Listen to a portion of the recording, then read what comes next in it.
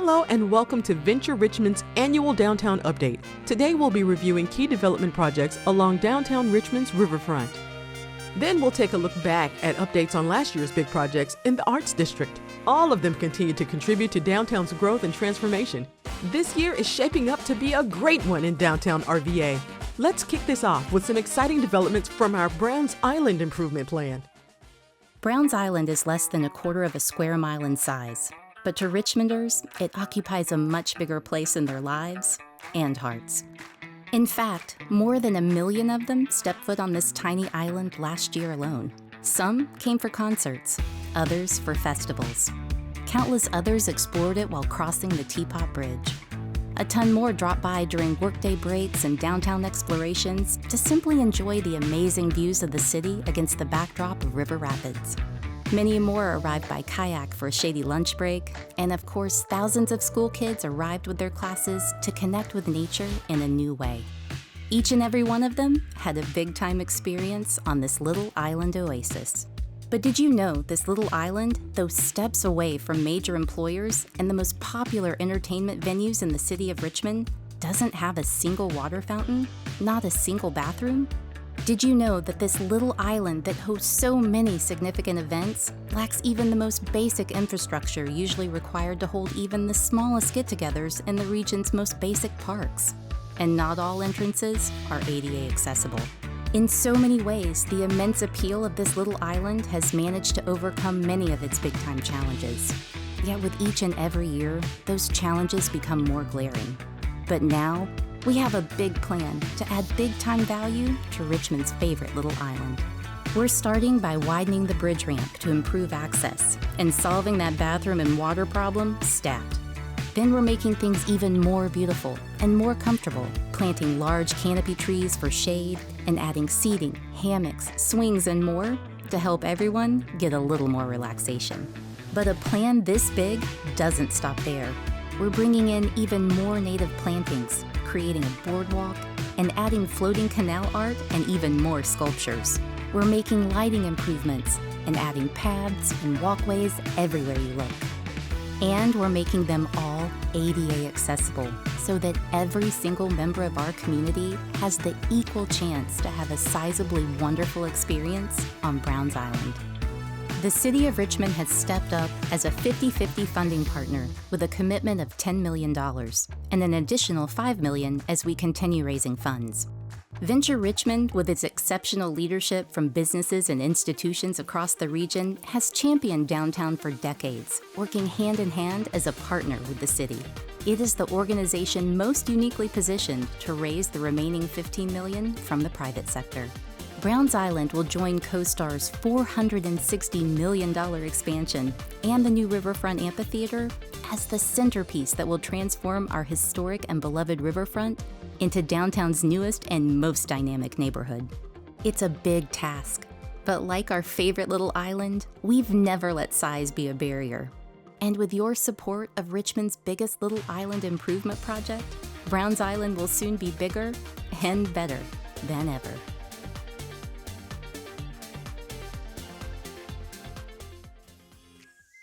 That was amazing! Now, let's hear what's going on closer to the canal walk with our friends at the Padel Plant.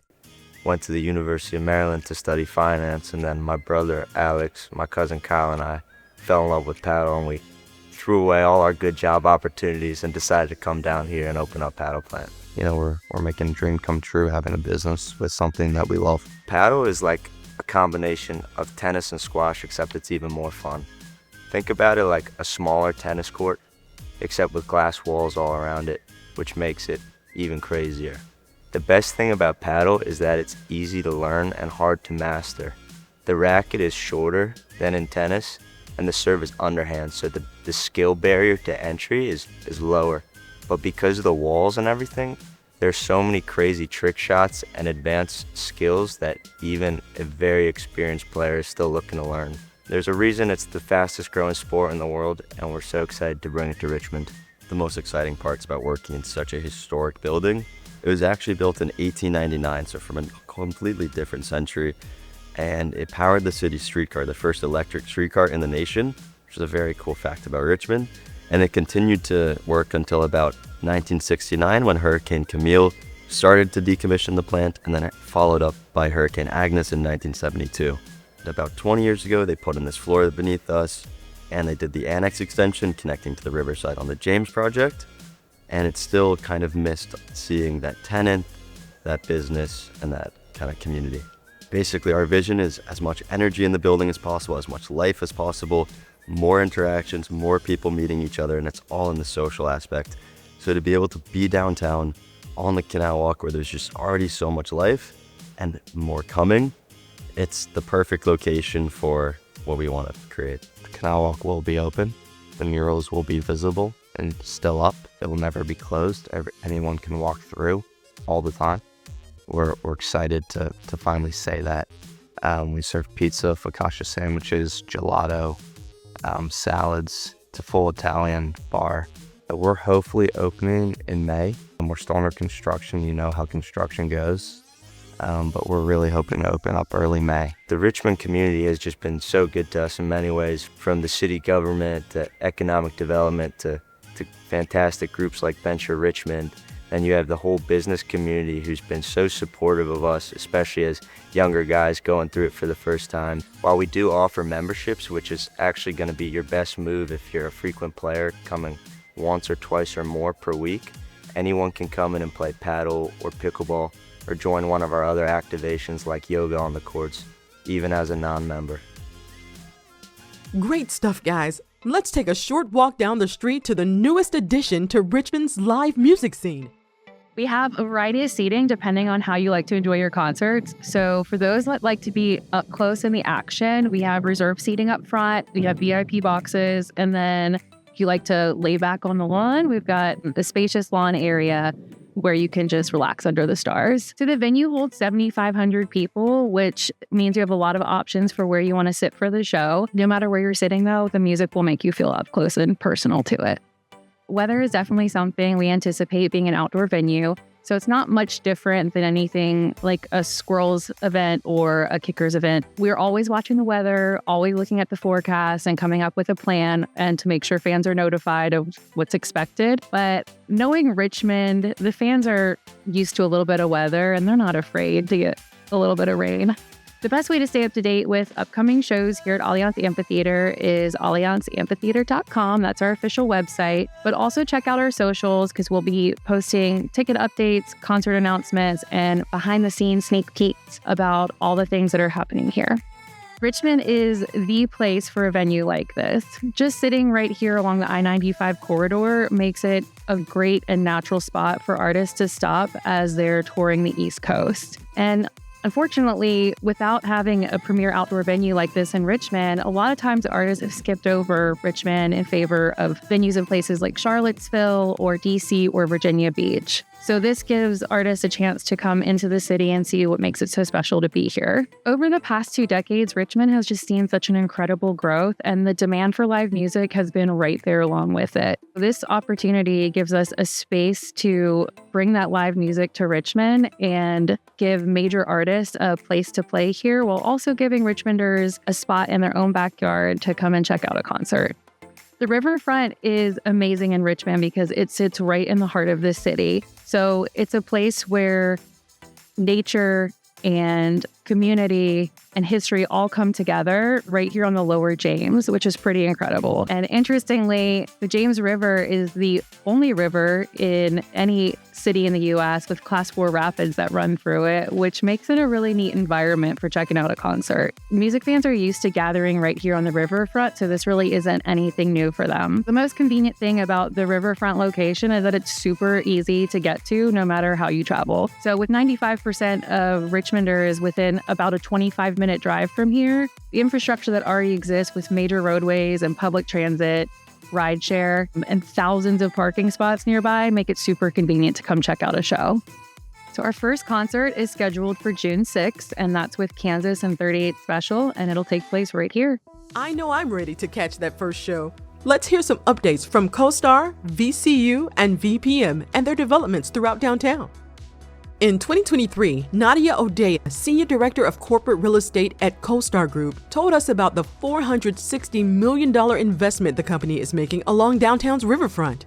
Construction is now well underway for CoStar Tower, a 21-story office building with 5 floors of parking, and The Foundry, a 6-story multi-purpose building. Both buildings feature solar power and a focus on sustainability. The campus will centralize CoStar Group's research, expand its Homes.com platform, and create tech, marketing, and software development jobs. It will open early in the second quarter of 2026. Foundry Park will offer 4 new restaurants along Tredegar Street, plus green spaces, designated parking, outdoor dining, and a promenade connecting 5th and Tredegar Streets. Foundry Park Retail is also slated to open early in the second quarter of 2026. Last year, Jamie Swain, President and CEO of VPM and the Virginia Foundation for Public Media, introduced you to the plans for VPM's future headquarters on Broad Street in the heart of Monroe Ward. Today, we see construction on the 5-story, 53,000 square foot state-of-the-art media facility is underway. VPM's headquarters will house modern production studios for television, radio, podcasting, and social media so they can continue to tell the local stories that matter the most to people across the Commonwealth. It will also serve as a public square featuring several spaces to bring people and partner organizations together for events such as film screenings, performances, community conversations, and more. VPM's project will include a parking deck with spaces available for the public and a 1,500 square foot building on Gray Street. VPM expects to move into their new downtown headquarters in spring of 2026. In 2024, we were able to catch up with Carmenita Higginbotham, Dean of Virginia Commonwealth University School of the Arts, about the CoStar Center for Arts and Innovation at the corner of Broad Street and Belvedere. Today, the project is underway, and CCAI will be the first of its kind in Virginia. At more than 200,000 square feet, it will combine VCU's arts and innovation programs and create new and exciting collaborative opportunities for faculty and students in the fields of cinema, communication arts, dance, music, and theater. CCAI is projected to open in late 2027. There are so many exciting things happening downtown. We're proud to launch the 25th season of Riverfront Canal Cruises on April 4th. And on May 2nd, the big 40th anniversary of Friday Cheers kicks off on Browns Island every Friday in May and June. Dominion Energy River Rock is May 16th, 17th, and 18th on Browns Island too. And we love our 2 favorite fall festivals. The 2nd Street Festival is on October 4th and 5th in historic Jackson Ward. And the Richmond Folk Festival is October 10th, 11th, and 12th along downtown Richmond's Riverfront. Thank you so much for your support of Venture Richmond and of downtown.